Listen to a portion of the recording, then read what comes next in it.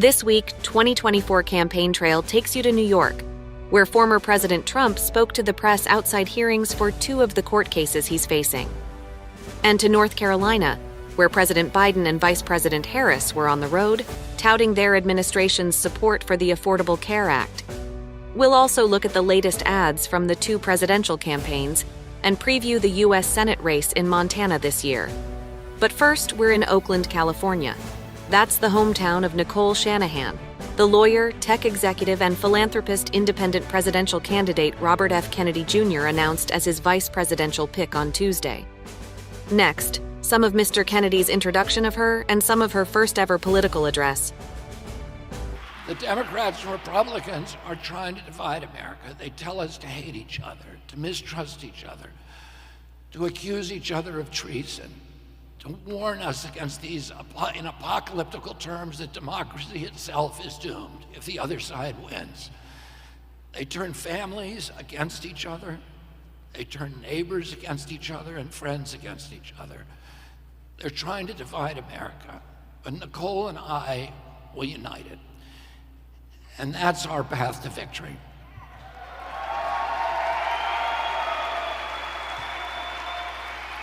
That's how we're going to win. That's how we're going to forge an unstoppable coalition of homeless Democrats and homeless Republicans who are ready to look at the universal values that unite us all, and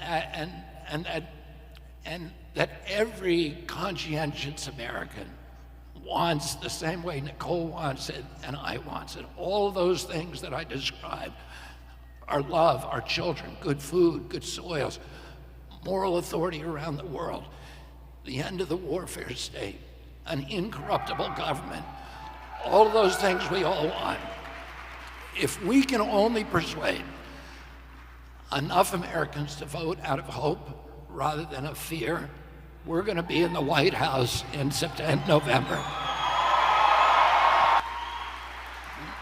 Nicole and I are running to help heal the symptoms of an ailing America, to heal our divisions, to heal our economy, to heal our mental health and our spiritual and our physical health. But we can't do it alone. We need you. And now I have a governing partner who will fight for you and for your family until the last corporate kickback from our government, the last toxin, is cleared from our water and our soil.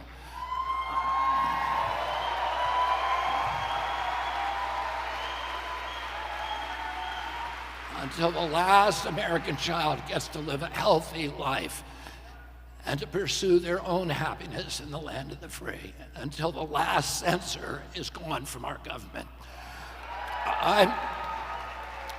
I'm confident that there is no American more qualified than Nicole Shanahan to play this role. So I'm proud to introduce to all of you the next Vice President of the United States of America, Nicole Shanahan. Thank you all very much. Hi, everybody. And thank you so much for being here today. It is so good to be here in Oakland. This city will always have a special place in my heart. You know, I grew up just a few miles from this very spot. My mother, who's standing right there with her phone up, she immigrated here from Guangzhou, China. And my late father was an Irish and German American. So these are 2 of my political convictions I hold today: to serve peace and to help those in poverty. Yeah. So you can understand why I gravitated to the Democratic Party, because that was supposed to be the party of peace, the party of compassion. Many Democrats, we still believe in those ideals, but unfortunately, as an institution, it has lost its way. I am so hopeful for this. I hope you all understand now what has brought me into politics. And what, in this moment, I am leaving the Democratic Party.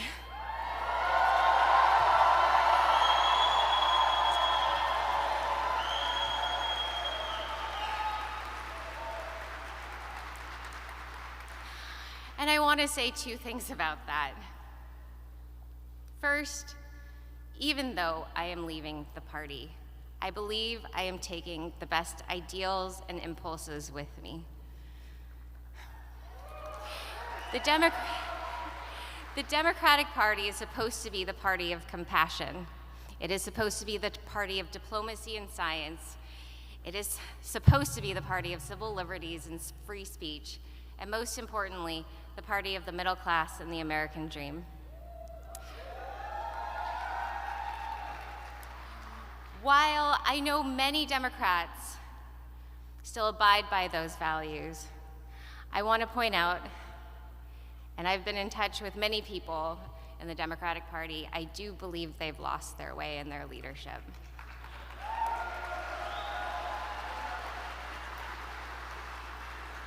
I worry for the party's overwhelming interest in elitism, celebrity, and winning at all costs. And I worry that they do it even if that means turning a blind eye on the issues that they all know to be true. I know this because I've been in those circles for the last 8 years, and I have grown increasingly tired of it.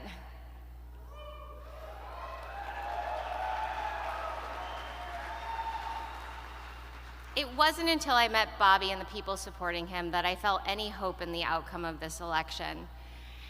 As I've re-examined my Democratic Party assumptions, I have seen conservative voters with new eyes too.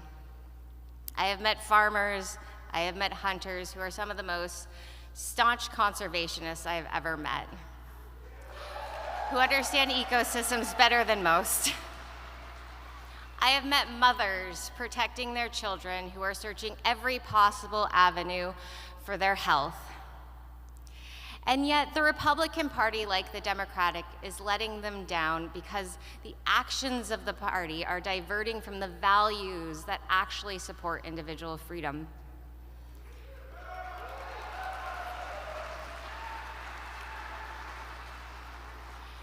In fact, the very failure of both parties to do their job to protect their founding values has contributed to the decline of this country in my lifetime.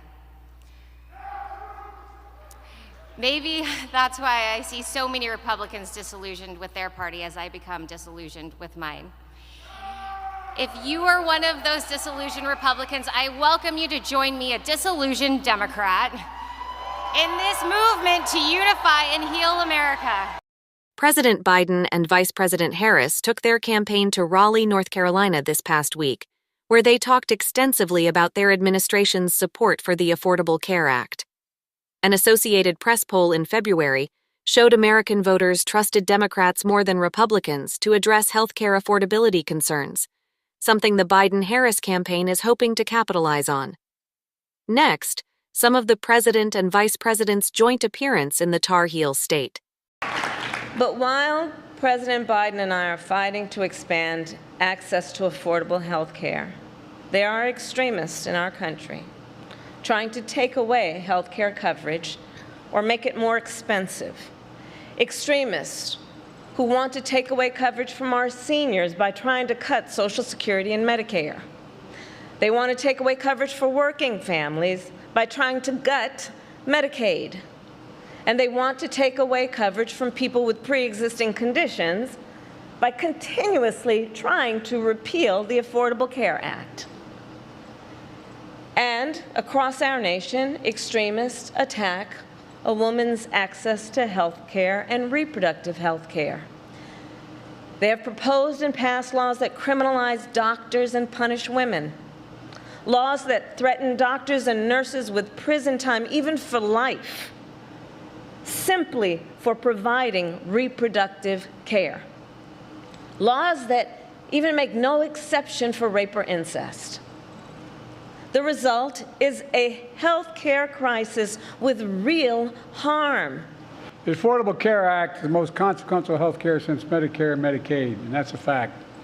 It was always about millions of Americans lying in bed, staring at the ceiling at night, wondering what will happen if I lose my insurance. I'll never forget my dad came home one day. We lived in a 3-bedroom house with 4 kids and a grandpop living with us. And my bedroom wall backed up to where they were. And I could hear my dad was restless as hell. I couldn't understand why. And the next morning, I was 14 years old. I asked my mom, what's the matter? She said, well, he just lost his health insurance. The company he worked for no longer is paying for health insurance. You know, there's a lot of people lying in bed at night staring at the ceiling, literally wondering what will happen if my spouse gets cancer or my child gets seriously ill. But Donald Trump and his MAGA friends are, if nothing but persistent. They've tried to repeal it 50 times, not a joke, 50 times they've tried to repeal it. But we stop them every time. And now they just released the budget again. 120 or 160, I'm not sure how many of the House members put out their budget for next year. They want to get rid of the Affordable Health Care Act again.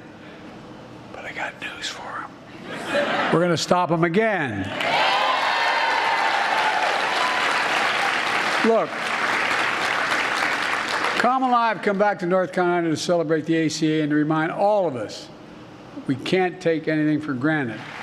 Through laws I wrote and signed, the American Rescue Plan, the Inflation Reduction Act, both of which not a single solitary Republican in the Congress voted for.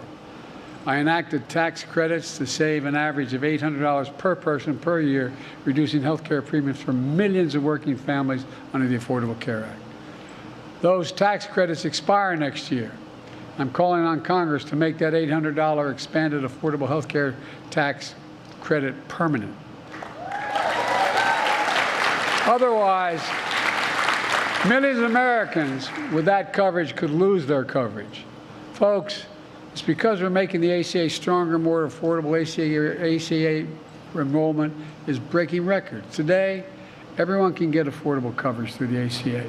And 80% of the folks on the ACA plan can get a plan for $10 a month. $10 a month. 21 million people covered under ACA, a 75% increase just since Kamala and I came to office. And that includes over 1 million folks right here in North Carolina. Folks, here's the deal. My predecessor and MAGA Republicans in Congress have a different plan. Let's remember, 4 years ago this month, we saw how my predecessor didn't care much about science and reason. During the pandemic, that went on to claim 1 million American lives. And for every life claimed, it's estimated there's between 8 and 10 people left behind. Trump didn't level with the American people. He told Americans all they had to do was inject bleach in themselves. Remember that? Not a joke. You'd think I'm making this up if you're just take a real shot of UV light. Even before the pandemic, my Republicans in Congress were hell-bent on getting rid of the ACA. They came within one vote. But a close friend of mine, we used to argue like hell, but we spent a lot of time together over the years. But it failed because of my deceased friend John McCain going like this.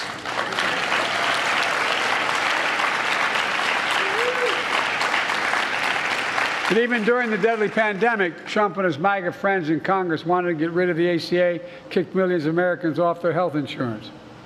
It's sick. Now they want to, quote his word, terminate the ACA, as my predecessor says.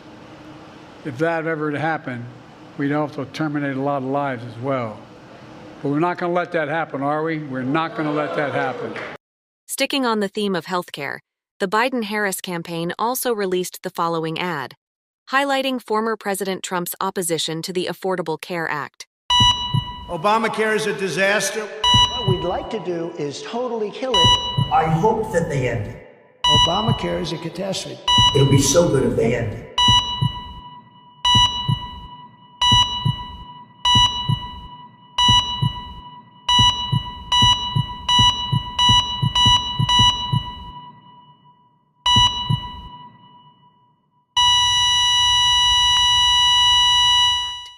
The Trump campaign, meanwhile, kept its message in its latest ad, focused squarely on border security. From all over the world they came. From China. Angola. Millions of illegal border crossers have entered the country unlawfully.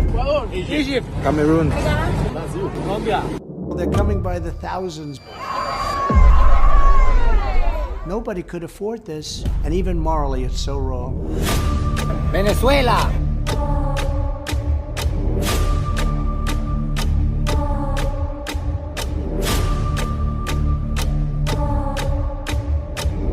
You're not smart enough to know who I am, but soon you're gonna know who I am. We will secure our borders and we will restore our sovereignty.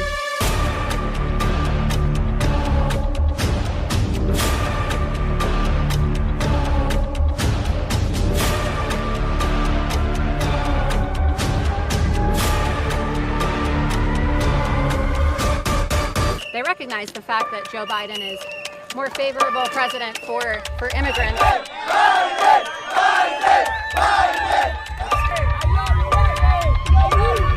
Trump or Biden? Biden, of course.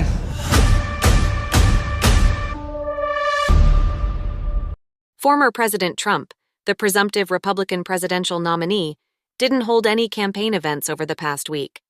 But he did appear twice this past Monday in New York City as he attended 2 court hearings, one civil and one criminal. Next, his reaction to some of the day's proceedings in Manhattan.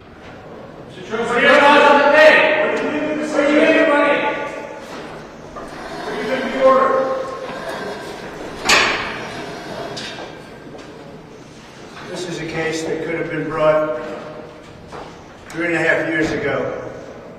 And now they're fighting over days because they want to try and do it during the election. This is election interference. That's all it is. Election interference. And it's a disgrace. We'll obviously be appealing. But this is a pure case of voter intimidation and election interference. And it shouldn't be allowed to happen. This case could have been brought by the DA, but they didn't want to bring it because they said they have no case. And then they bring it anyway. As you know, DA Bragg did not want to bring this case. He was forced into it for outside reasons, and it's a disgrace that it can happen. But this was a case that could have been brought 3.5 years ago, and they decide to wait now, just during the election, so that I won't be able to campaign. We'll be appealing this. On the other decision, it will be my honor to post, and we'll post whatever is necessary, whether it be cash or securities or bonds. You know, there's a decision we appreciate and respect the appellate division very much. And we will, I think, do very well in that whole thing. We have a judge who I believe is a crooked judge and a crooked attorney general, absolutely crooked. We did nothing wrong at all, 100%. And that was proven, and everybody there said it was proven. All you have to do is read the legal scholars, and you see that it was proven. But we will continue with that, but we appreciate very much the decision of the appellate division. Thank you very much. What's your collateral for the bond? Cash. If you're elected, will you pardon yourself?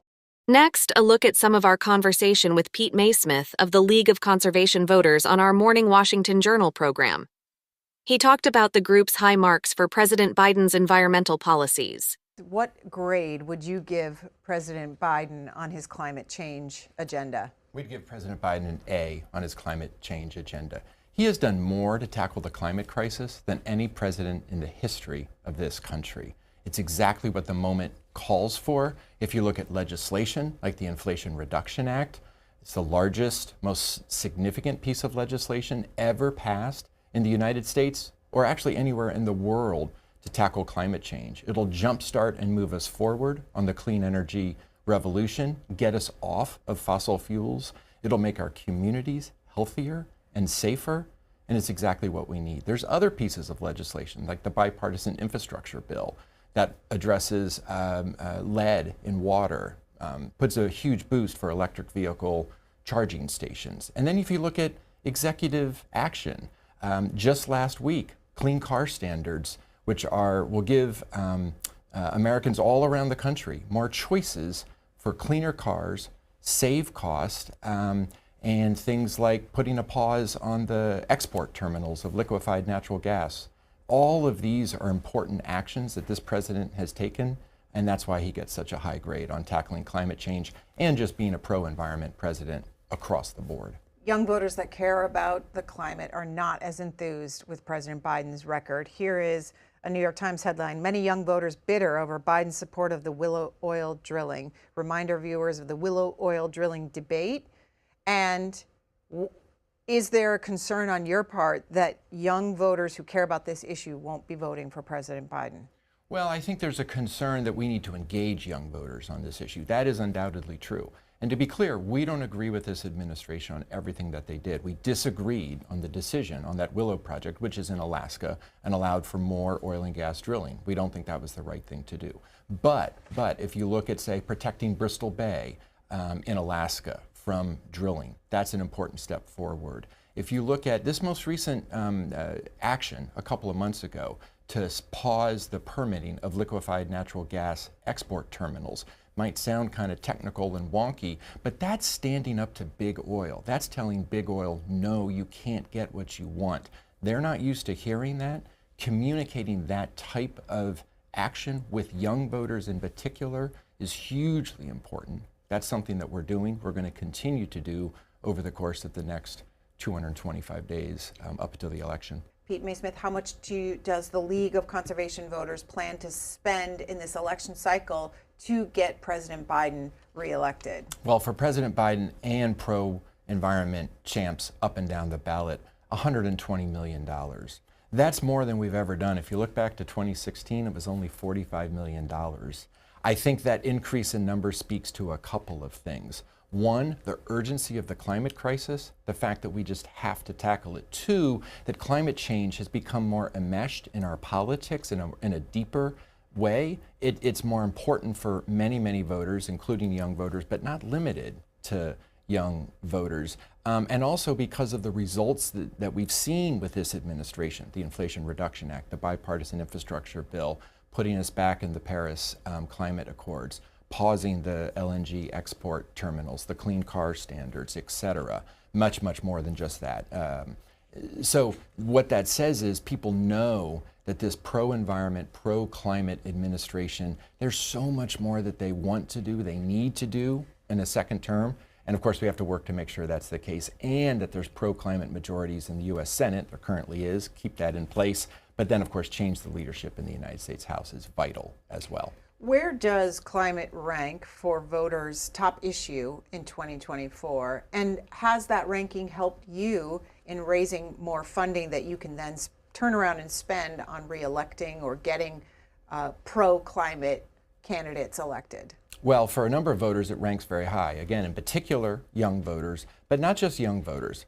Voters of color, in many instances, rank climate change, not necessarily at the top, but up on their list. And again, if you look back to where we were 10, certainly 20 years ago, but really even 10 years ago, the issue of climate change has become more and more important as how voters think about making their choices. If you look back to the 2020 Democratic primary, Joe Biden, along with all the other candidates, put out aggressive climate change platforms because they knew it was a vote getter in the primary, and then brought that message forward into the general election against a climate change denier. Donald Trump has called climate change a hoax. So it was part of the debate in 2020, and that's because climate change matters increasingly to voters. Arn Kimball-Sannett is a reporter with the Montana Free Press. A lot of eyes on Montana's Senate race this year. John Tester, the Democrat there, considered one of the most endangered incumbents.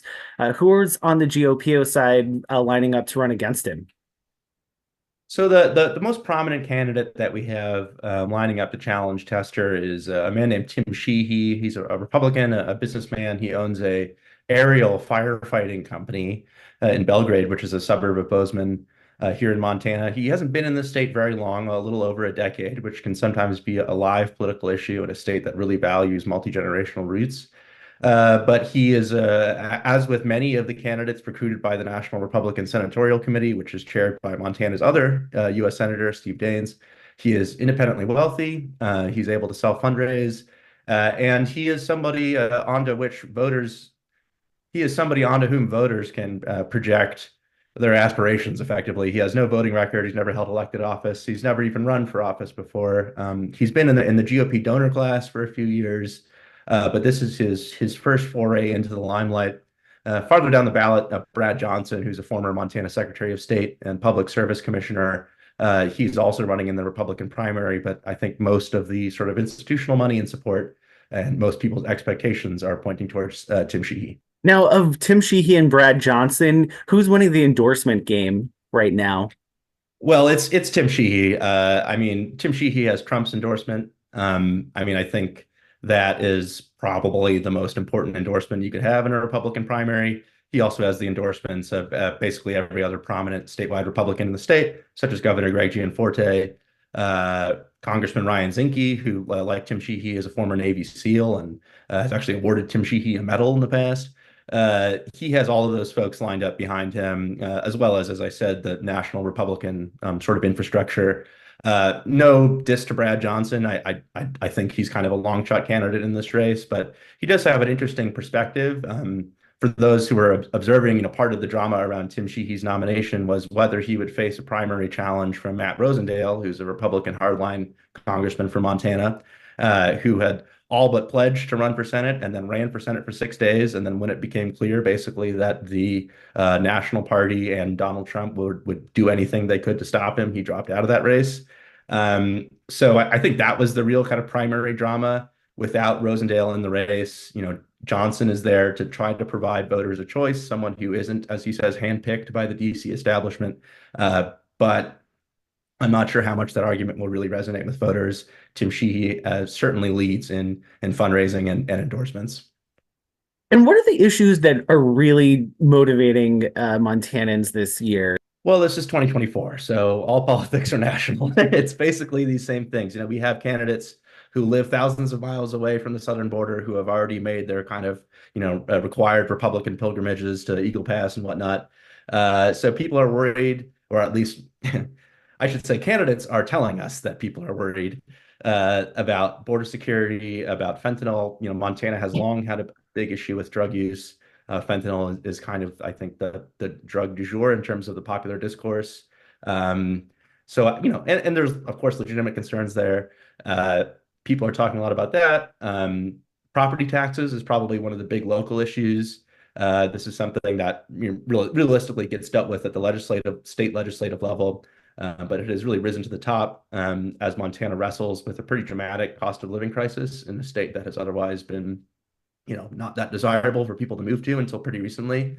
So I think you'll hear a lot about affordability and the Montana way of life, Montana values always gets trotted out. What that means varies from person to person, of course, but that's something that candidates want to run on preserving. They want to run on is looking at people like John Tester. They want to run away from Joe Biden. I think one of our Democratic gubernatorial candidates, Ryan Bussey, is taking a similar tack. They understand that Biden is unpopular, that he loses Montana, but that Democrats can still win in the state if they establish themselves basically as people who you would typecast as conservatives, except they'll vote with Democrats. That's really the play for Democrats here. But also, I think that and whether this works is hard for me to say. But as I mentioned earlier, a lot of candidates make a big deal about how long they've been in Montana, how not long their opponent has been in Montana. John Tester, as he would be the first to tell you, has multi-generational roots in Montana, has farmed the same plot of dirt in Montana for a long time.